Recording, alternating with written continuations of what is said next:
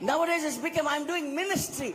What is a ministry? A ministry is being a servant of the Most High. We cannot be prideful of what God has thrown unto us. He is talking to himself. He says, this is what I have done. He is not knowing that God has helped him to do everything. God says every gift and every perfect gift comes from the Father above. Most of the time we are not eligible to what we have in our lives. To acknowledge that God's favor can change anytime. From what you used to eat meat, you are eating grass now. He found grace even in the grass. You know, you should accept God can restore you even when you are in the grass. என் வாழ்க்கையில நான் எவ்வளவு பெருமையா இருந்தாலும் என்னுடைய landmark அந்த சிலுவை.